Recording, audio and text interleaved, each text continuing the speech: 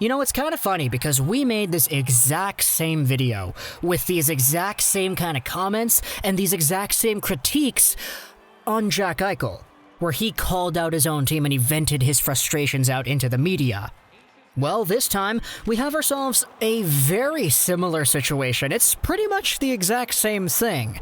But instead of it actually taking place with the Buffalo Sabres, which are a more prominent team than the Florida Panthers when it comes to fan base, impact, etc., we're here taking a look at the other Florida team that did not win a Stanley Cup, and taking a look at one of the top players on that squad. It is Jonathan Huberdeau, who came out here on an interview with Le Journal de Montreal talking about his own frustrations, and pretty much, it's the exact same thing as Jack Eichel.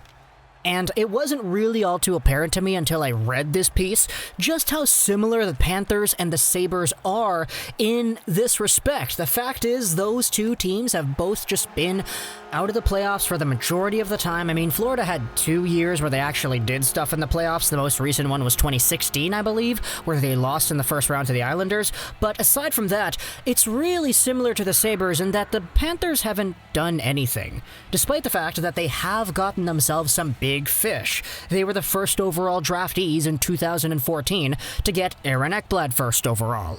The Buffalo Sabres in that time frame drafted second overall 2 years in a row, getting Reinhart and Jack Eichel. Then they got themselves Rasmus Dahlin first overall in 2018, whereas the Panthers, hey, they had themselves some nice successes too.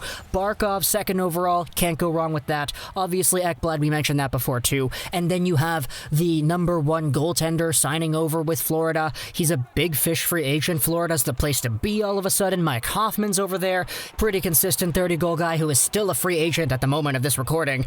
But Jonathan Huberdeau has been there for a while. He's a guy who's 27 years old today after being taken at the top of the 2011 entry draft, third overall by the Panthers. And, you know, he's a guy who's kind of fed up with all the losing. Take a look at this article over here on TVA Sports. The headline is a quote from Huberdeau, translated from French into English via the Google machine. Check it out here. It says, "It has to change." The opening quote reads this: "When you play just 10 playoff games in 8 years, it's not strong. The team also wants to win. We have a good coach, a good goalie, and good players. There are no more excuses." The article says that when Huberdeau was speaking on the phone with Le Journal de Montreal, saying this quote, there was a very clear annoyance in his voice by reading that stat off. It was felt in his voice on the phone during that phone call, and in his first 8 seasons in Florida, the left winger made only 2 playoff rounds. Yeah, we talked about that as well. But now things have culminated to the point where the Panthers have gotten eliminated by the Islanders again. This time it was in the play-in qualifying series. That one was really just lopsided. It wasn't really all too close, to be honest. But the Panthers were indeed there. The Panthers indeed tried to show themselves off, but they just couldn't take down that really good New York Islanders squad that eventually made the third round. The article goes over how exactly the Panthers were on the path to winning. They acquired Joel Quenneville, a very good coach. They acquired Sergei Bobrovsky, very good goaltender. You know, most people would say Bobrovsky's a good goalie. And Huberdeau comes out and he says, yes, all this stuff made us good. But we had a disappointing result to our last season. We did not get the results we hoped for. When you're not in the playoffs, you can't be happy. We played the qualifying round, but lost to the Islanders. So for me, it's like there's no series. It just has to change. Huberdeau notes his own personal vendetta towards making the playoffs, and he says this is a very interesting quote: "I would rather end the year with 65 points, but with a playoff participation. I want to have a chance to win the Stanley Cup. Goals and points are great, but when you're not making the playoffs, it doesn't mean anything." What does that mean? Well, yeah, Huberdeau's a great player. How many points did Huberdeau have in 2018-19? You tell me. I bet you can't tell me off the top of your head. He got 92 points in that year. This was the year where everybody was just going absolutely crazy ballistic with scoring points. Last year, in the most recent season of play, 78 points in 69 games. Holy mackerel, my gosh, that is incredible. For the shortened season, 55 assists on the mark. It's why he was the #1 point producer for the team, ahead of Alexander Barkov, Mike Hoffman, and Evgeny Dadonov, all very good, capable NHL players. They actually had 5 20-goal scorers, which is very cool to see. Almost had a 30-goal scorer in Mike Hoffman, who he's pretty much a 30-goal guy. Let's face it, 69 games, 29 goals, yeah, 30-goal guy, let's call him that. But Huberdeau is indeed in the spot where he's saying, yeah, man, screw it.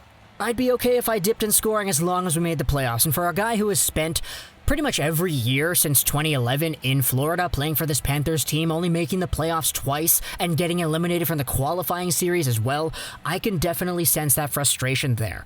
Personally, I feel like I'm playing well, and I'll continue to improve myself. I will want more. I will always have the role of producing offensively. I will not change that facet of my game. I will continue to collect points, but I will also have to play well defensively. I want to make the Panthers a winning team. The article then shifts over to the new GM in town, Bill Zito, who admittedly might have himself a very interesting time managing this hockey team, but a guy whom Jonathan Huberdeau is very much a fan of. Take a look at the quote he has over here. I spoke to him only once, I would say 2 days after he was hired, but I enjoyed our discussion. I felt he had a plan in mind. Bill knows where he's going. He's looking to build a good team for the Panthers. I believe he will be inspired by the Blue Jackets. We'll play with a lot of character and energy.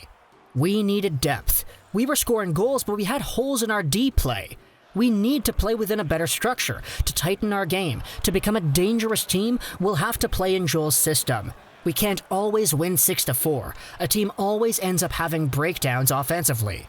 But you know, for a team that was indeed scoring a whole bunch of goals, things are going to be different now that you don't have Hoffman, you don't have Dadonov. It's mentioned over there in the article as well. But you know, they have themselves Patrick Hornquist, who was indeed added. He does have some very nice words to say, Huberdeau does, about this player. I'm losing a good friend with the departure of Mike Matheson, but I think this transaction will do him good. He needed a fresh start. It wasn't always easy for him here in Florida. The coaches were tough on him, and he watched the last game of the series against the Islanders in the stands. I believe he'll relaunch his career in Pittsburgh. Mike's a really explosive defender.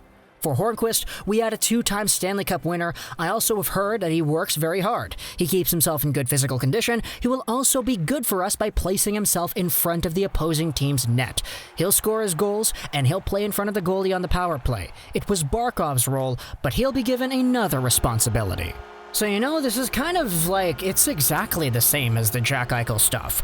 The Eichel stuff, I think, was a little bit more fueled because Jack Eichel, in nature, I would say, is probably a little bit more of a competitive guy than the majority of NHL players, just based off of what we've seen in the media. Obviously, you know, I'm not friends with any of these guys. I've never spoken to these guys. I'm only judging their temperament based off of the interviews they put out there in the media, but we literally noted this in yesterday's video, talking about how Eichel finally has something to be excited for, how this guy has always been a competitive, spirited beast. Even back in the 2015 draft, there were interviews coming out saying that he was ready to overtake Connor McDavid.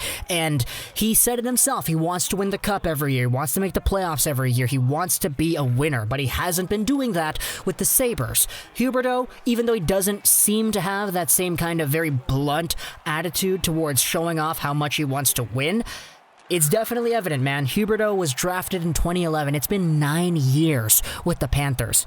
And he's been in a spot where they've only made the playoffs twice. He's in a spot where he's 27 years old now, entering the prime or already in the prime of his career. He's got 92 points as a season high, and it looks like he can improve on that. But the team that he played for, with a brand new coach who is really good and a brand new goaltender who is really good with some very good goal scorers, 5 separate 20-goal guys on the squad, that's amazing.